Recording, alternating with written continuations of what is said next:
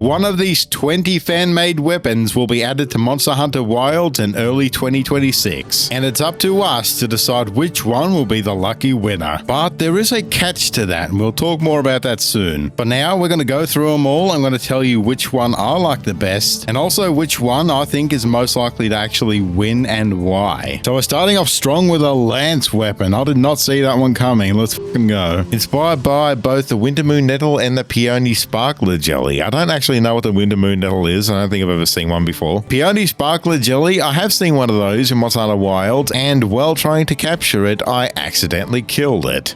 Shield is translucent. Oh, that'd be cool to see. Or well, I guess not see, because anyway. Gently squishes monsters. Oh. Tentacles sway in the wind. That'd be really cool. So this would be a very Namiel-esque looking weapon. This is what we'd get if Monster Hunter World wasn't afraid of actually designing weapons. This is a good start. I don't know if it'll be my number one most voted. What do we have here? Holy sh! I think we found one that's going to be very hard to beat. Insect glaive. It is okay. Let's go over this. The lantern changes color depending on the extract. Holy! This is insane. This would negate. This would be the go-to. Okay, I'm gonna stop fanboying and get this. The Kinsect is a fucking ghost. Dude, it's all over. We have a more fiery effect on Rising Spiral Slash. Bardo extra. Yeah, you really did go extra on this one. God damn. This one absolutely has my vote right now. I don't know how we're going to top that. That is fucking cool. Weapon C. Here we go. Here comes the fucking Sailor Moon.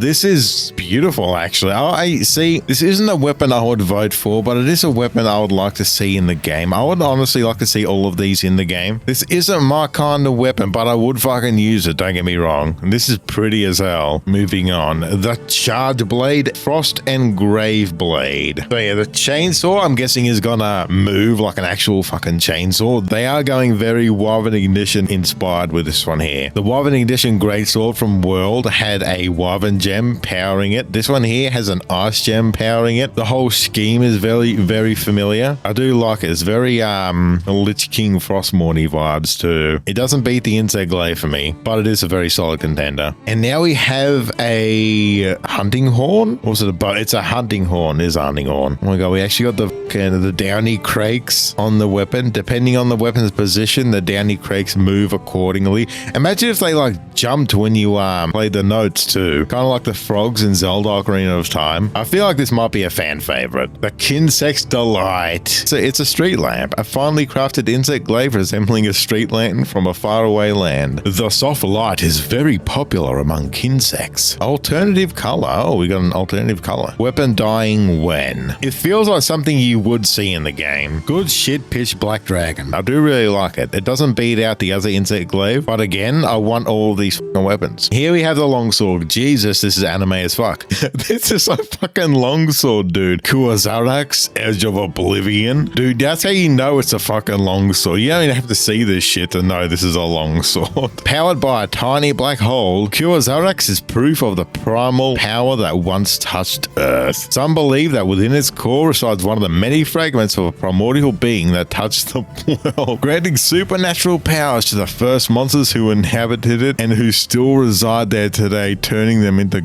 gods.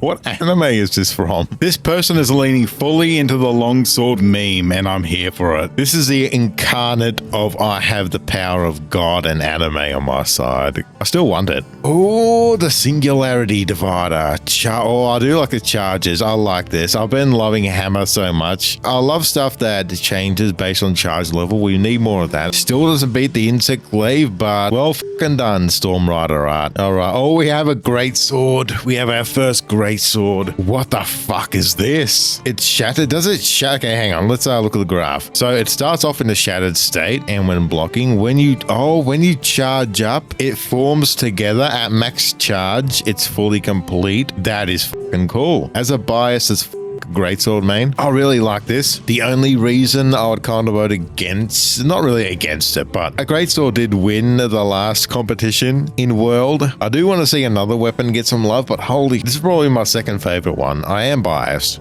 Yeah, this is a very Monster Hunter Frontier weapon here. I can't read the text. I know, you can tell what it is. It's a birthday cake, right? So one of them has the candles blown out. The other one doesn't. The sparkle is probably light up when fully charged. Happy birthday, courtesy of Cut Lochte. beauty. And another hunting horn. Love to the hunting horn. Holy shit. Now, let me try and use my phone to translate. Okay, so from what I can gather here, the tentacles do indeed wiggle. Now, my only gripe here is that it is very much a new Udra hunting horn, which is cool. But this kind of weapon, I feel like they could just do for the monster themselves. You know what I mean? It doesn't feel too separated enough from a new Udra hunting horn. Not that it's not cool. I mean, new Udra is my favorite apex, so like, goddamn. Pelville, good fucking job with that one. Another S3 hunting horns. I'm guessing it does indeed have a change based on either the notes or just when you're playing it. This is the kind of weapon you'd want to make a whole, like a layered armor set around to look cool as fuck. Up next, what is this? Oh, it's like a little umbrella that extends when you unsheath it, I'm guessing. Okay, this is indeed an insect glaive. We have some really fucking cool insect glaives here. And you'll be able to see the color of the extract in the bug as well, right? But this is another greatsword. Almost looks half inspired by Plesioth with those fins there. But obviously we're not seeing too much in the way of, schematics like the other ones. I'm guessing the wheel does seem to spin. Question mark, maybe the wheel spins on the sword when you charge it up. Or maybe it has like a windy effect around you. It gives you like a special effect on your hunter themselves. And here we have a gun lance. Is that an actual peacock on the shield? Wait, the shield folds up as well? Am I just seeing shit? That is really cool. I still think my most voted for so far is the ghost insect glaive. Dual blaze. This is the Sailor Moon dual blaze. I love it. Pink smoke demon mode. Ooh, fuck yeah. I feel like we're not going to have very many weapons that look like this, but we should have a few like this. Sorcery, if I didn't butcher that pronunciation. Well done. All right, this is another switch axe. It's charged blade, sorry, that's what I meant. So they are axe mode, then chainsaw mode. And I like the contrast there, the difference. You go from axe mode, then you go locked in into chainsaw mode. And that's a Diva, right? There's a Diva for days. Here we have a switch axe. This is our first switch axe. What is that symbol there? The Black Knight switch axe. Is this in the game? A pretty standard weapon we have here, in contrast to all the super crazy stuff. Brought to you by Gabaroo HQ. The fucking boot. We have a literal boot for a hammer.